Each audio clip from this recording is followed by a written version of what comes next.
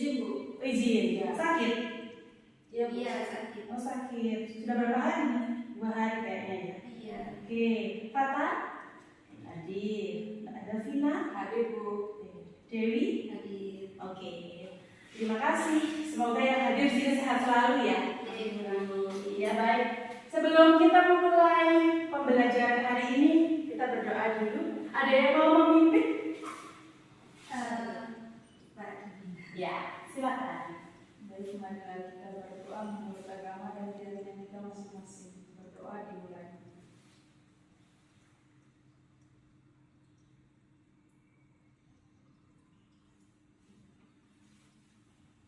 Berdoa sama-sama. Terima kasih, Rosina. Ya, baik. Hari ini kita mau belajar bab selanjutnya. Setelah kemarin kita mempelajari yang bab sebelumnya, sekarang kita berusaha dalam perekonomian. Kalau mendengar kata badan usaha, kira-kira yang ada di benak mbak-mbak yang cantik dan mas ini apa? Organisasi boleh bagian dari itu. Kemudian Itu lagi kalau belajar itu kan berarti kan anggota-anggotanya gitu. berarti semacam kumpulan begitu. Ya. Baik. Ada lagi yang lain mungkin? Tidak ada. Oke, badan usaha. Oke. Makanya kita akan mengupas apa sih itu, gitu ya. Kita lihat yang berikutnya.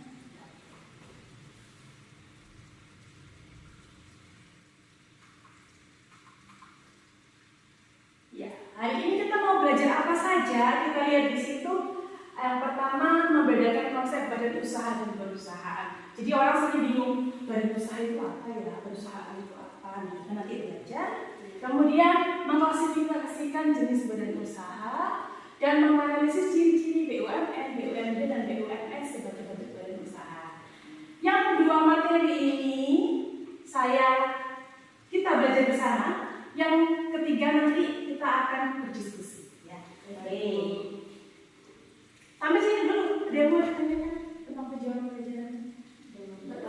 Masih belum ada. Baik, kalau begitu kita lanjut dulu. Badan usaha itu apa sih? Suatu kesatuan yuridis ekonomis yang mendirikan usaha untuk mencari keuntungan. Yuridis, dengar kata-kata itu? Sering. Artinya? Kayak semacam di pengadilan gitu ya dulu. Ya, secara hukum. Ya, secara Betul. hukum. Jadi yuridis itu secara hukum. Ya. Nah, kalau yuridis ekonomis artinya apa? Bisa dilihat di situ. Individu maupun sekelompok orang yang mempunyai tujuan ingin mencari keuntungan dengan cara menghasilkan barang dan jasa. Jadi mereka membentuk hukum, terus tujuannya mencari keuntungan. Gitu. Baik, kita lanjut dulu. Ciri badan usaha tadi di situ dibilang mencapai keuntungan. Jadi mereka sengaja membuat suatu sekumpulan, kemudian ada badan hukumnya, terus mencari keuntungan. Nah, ciri yang kedua membutuhkan modal dan tenaga kerja ya jelas badan usaha. Kalau nggak ada modalnya, jalannya kira-kira bisa nggak? Enggak ya, masa minimumnya setiap kali kan pinjam 100 gitu. Jadi kembalikannya kapan kalau ingat? Oke, lanjut dulu. Nah, dari badan usaha kalau sekarang perusahaan. Apa mas yang dari tadi yang katakan? Perusahaan. Oh, ini masih ada ini sepertinya. Oh, ya. Iya, bagus sekali jawabannya. Oke, Mbak, perusahaan apa? Benarnya. Usaha, jadi ada effort di situ. Ada effort ya di situ. Effort untuk ngapain? Mencari keuntungan. Terus lainnya pasti melibatkan apa kira-kira? Orang lain pasti ada faktor-faktor produksi seperti yang kita pelajari waktu itu. Ya, kita lihat di sini merupakan tempat untuk melakukan kegiatan produksi atau tempat mengolah faktor produksi secara efektif dan efisien. Masih ingat faktor produksi itu apa saja? Produksi Ada 4. ya. Faktor produksi, sumber daya alam, Ya, manusia, terus alat modal, dan kewirausahaan. Iya. Jadi 4 faktor produksi ini kalau digabungkan dia akan membentuk namanya perusahaan. apa tadi Bu? Sumber daya manusia, sumber daya alam, modal dan kewirausahaan. Soalnya kalau ada sumber daya alam, ada manusia, nggak ada modalnya, nggak bisa. Modal itu bukan hanya uang, tapi kemampuan, kemudian keterampilan mengolah itu juga merupakan modal. Sampai sini dulu ada yang mau ditanyakan? Karena ada yang sedikit mengantuk, kita berdiri sebentar, biar agak melek gitu kan ya. Iya, dan jadi kayaknya kenapa Mas? Seharusnya sudah dikembalikan. Iya. Boleh maju 2 langkah. Ini soalnya biar semangat. Jadi kalau saya bilang berjalan ke kiri, silakan melakukan arah sebaliknya. Oke. 1, misalkan contoh nih. Ya. 1 langkah ke kanan. Ya. Berarti harus ke kiri. Ya, oke. Maju lagi biar kayak kata. 1 langkah ke depan. Ya, oke. Sekarang lebih cepat ya. Oke. 1 langkah ke depan. 3 langkah ke belakang. 2, 3, oke. 2 langkah ke kiri. Iya. Sekali lagi. Bentar. Tangan diangkat. Tangan di depan. Oke. Tangan ke atas. Maju ke belakang. Maju ke belakang. Bingung kan? Maju ke Maju ke belakang ya, berarti ke depan. Oke, terima kasih. Gimana sudah berat sudah kok? Oh, pusing juga. Oke, yuk kita lanjut lagi ya. Oke.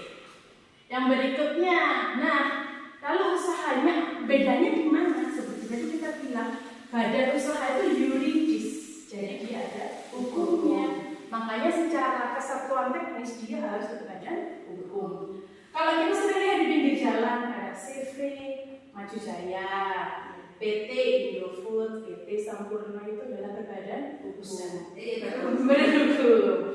Kalau perusahaan itu tidak pasti berbadan hukum. Contoh yang paling gampang apa? Yang perusahaan kayaknya perusahaan tapi kok nggak ada badan hukum yang pernah Mbak dan Mas kenapa? Betul. Ya, usaha. Dia melakukan usaha. Tambal ban, kira-kira termasuk usaha? Usaha. Termasuk usaha. Apakah dia berbadan hukum? Tergantung kalau besar kadang masih Betul, masih bisa diusahakan. Iya. Kalau tambal ban pinggiran dia nggak punya CV gitu. Iya. Dia cuma ya sudah usaha. Atau catering rumah. Ya, dia tidak berbadan hukum. Kira-kira tidak berbadan hukum alasannya apa? sektornya masih kecil. Masih kecil. Iya. Kemudian permodalannya belum kuat. Iya. Ya, terus atau mungkin memang ya sudah saya sudah kaya, saya mau catering aja loh biar nggak nganggur, bisa jualan tempe gitu kan. Bisa jadi seperti itu. Jadi tidak semua perusahaan itu berbadan hukum. Berbadan hukum. Kemudian tujuannya yang badan usaha bertujuan menghasilkan laba, jelas karena dia resmi harus mengurus usaha itu tidak mudah dan tidak murah. Ya, kadang-kadang kita mikirnya saya mau berbadan usaha aja biar gampang biar gini, tapi tunggu dulu apakah semudah itu juga perlu ditinjau. Kemudian menghasilkan barang dan jasa perusahaan yang jelas. Yang meskipun iseng goreng tempe kalau dijual juga bisa menghasilkan tempe gitu ya. Jadi nggak cuma sekedar duduk melek, ngapain dia udah kaya gitu kan ya. Terus sifatnya badan usaha itu resmi atau formal. Kemudian kalau perusahaan tidak selalu bersifat resmi atau formal, contohnya seperti itu. Sampai sini dulu ada yang mau ditanyakan. Berarti untuk perusahaan dia tidak fokusnya nggak ke laba ya Bu? Ujung-ujungnya nanti ke laba. Tapi pada awalnya biasanya itu hanya memproduksi saja apa yang bisa dikerjakan di sekelilingnya. Contohnya misalnya kayak di bekas lumpur dulu. Itu kan ada lumpur-lumpur, orang-orang di situ akan ini lumpur segini banyak terus nyumbang mau diapakan? Oh, kita bikin bataku. Akhirnya menjadi usaha di desa itu dan menjadi sebuah industri begitu di desa itu. Padahal awalnya mereka kan semua petani, tidak punya dasar usaha, tidak punya apa, tapi karena kondisi mereka dijual. Begitu. Nah, perusahaan yang awalnya ini coba-coba, kemudian kok dapat laba, akhirnya mereka biasanya memutuskan untuk oke, ini mau gimana, badan hukum atau enggak. Oke, lanjut. Badan usaha berdasarkan lapangan usaha. Jadi meskipun bentuknya berbadan hukum, dia ada jenis-jenisnya. Ada 5 yang pertama di sini. Ekstraktif, kegiatan utamanya mengambil langsung dari alam atau memanfaatkan langsung. Contohnya apa kira-kira? Dari alam. Kenapa? Cengkeh. Cengkeh dari alam bisa, iya. Tapi nanti dia masuk ke yang golongan kedua. Ini karena cengkeh perlu diolah lagi. Kalau misalnya untuk dirokok dia harus dicampur dengan saus dan sebagainya. Buah-buahan bisa, ikan. Oh iya. Kemudian barang tambang, kebanyakan waktu diambil emas gitu kan, dia hanya diubah bentuknya tapi tidak mengubah emas. Lalu yang berikutnya agraris, ini pertanian, perikanan, perkebunan, peternakan pun masih di sini ya. Jadi memang dia kayak ayam, ya dia pelihara ayamnya, apa pelihara telurnya? Ayam. Ayam telur ya, bukan ayam daging, keluar itu orang. Jadi harus dibudidayakan dulu ayamnya, kemudian telurnya bisa untuk. Tapi cengkeh tadi maksudnya agraris ya? Yang mana? Cengkeh tadi. Iya, maksudnya ke agraris. Jadi agraris kan harus diolah lagi. Iya. Kemudian industri berusaha yang mengolah barang mentah menjadi barang jadi atau setengah jadi. Ini contohnya kayak Indofood, produksi mie, Unilever, produksi sampo, sabun dan sebagainya. Kemudian perdagangan ini hanya menyalurkan. Contohnya apa? Usaha dagang. Grosir. Yang banyak di pasar, banyak kita lalui di sepanjang jalan. Indomaret, Indo April, Superindo, ya semua yang berdagang, dia tidak mengubah. Datang barangnya loading, ditata, habis itu dibeli orang jual. Dia nggak mungkin mengubah sarden menjadi nasi harga, hanya sarden saja kaleng ya. Gitu. Jasa, berusaha bergerak dalam bidang pelayanan atau menjual skill. Contohnya siapa? Siapa orang yang terus dokter itu masuk ya, jasa akuntan, kemudian konsultan pajak, arsitek dan sebagainya. Jadi mereka semua apakah bisa berbadan usaha? Bisa. Kalau misalnya kayak arsitek, dia mau daripada gini-gini aja aku nggak maju, aku mau membangun usaha kan bisa.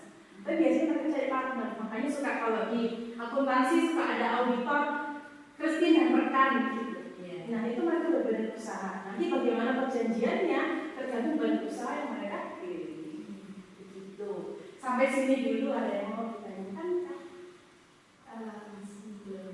Aman? Bisa kita lanjut? BUMN. BUMN singkatannya Badan Usaha Milik Negara. Dari kata-kata milik negara itu terlihat bahwa permodalannya dari negara. Terus kekayaan dan aset-asetnya berarti punya siapa? Negara. Boleh nggak dimiliki perorangan? Nggak boleh ya. Ada yang tahu Freeport sudah berapa persen? Dulu Freeport punya ada negara bukan? Freeport pertambangan emas di Iya milik. Dulu swasta asing ya. Kemudian diambil alih menjadi punya Indonesia pelan-pelan. Nah minimal kita harus punya saham 51% minimal di dalam Freeport. Sekarang kita sudah mendekati angka 60. Jadi memang hampir ya dikit lagi lah semoga perjuangannya terus itu jadi milik kita. Kenapa kok bisa gitu? Karena banyak ekstraktif kita yang diambil oleh asing sebenarnya. Contohnya kayak nikel di Sulawesi Selatan itu ada PT TVW itu dulu Jerman punya.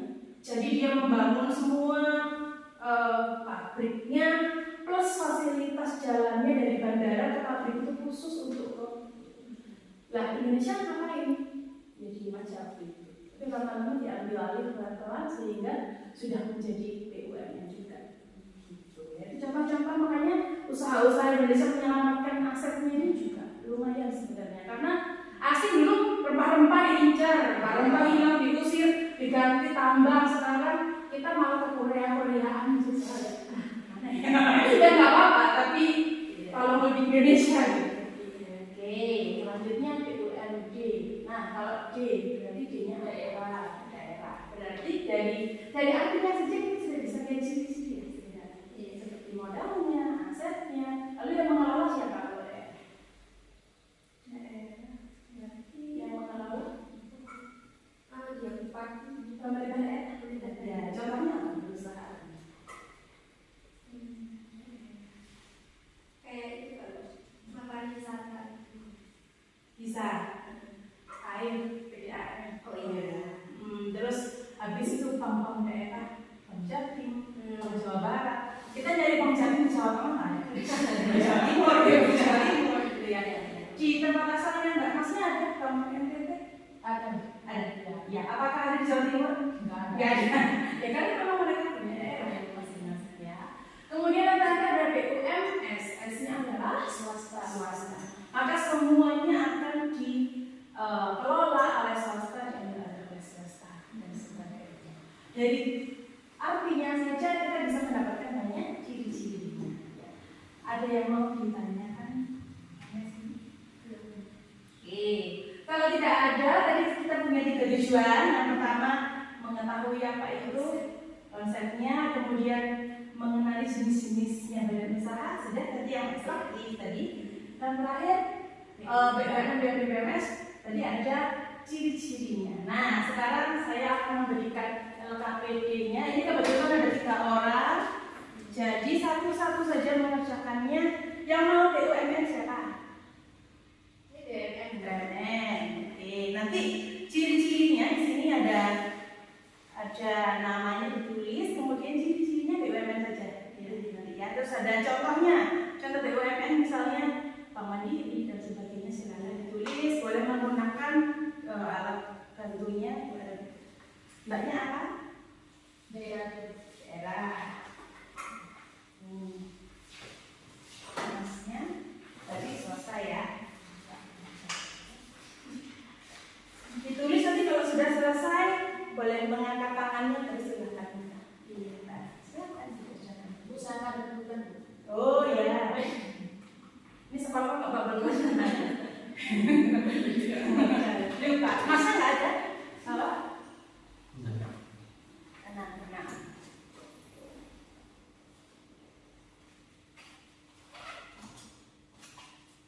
Emang pulpen untuk pelajar adalah barang yang langka, jadi saya sama salah.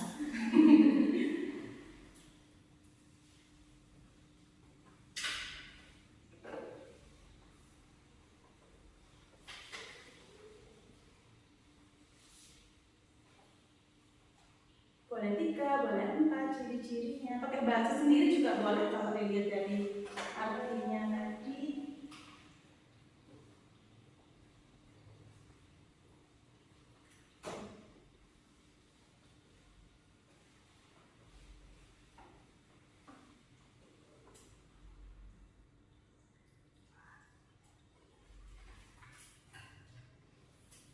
Oh nggak keluar ya?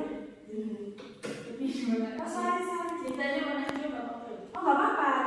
Warna hijau, warna biru, kuning boleh bebas. Yang penting kalian tahu.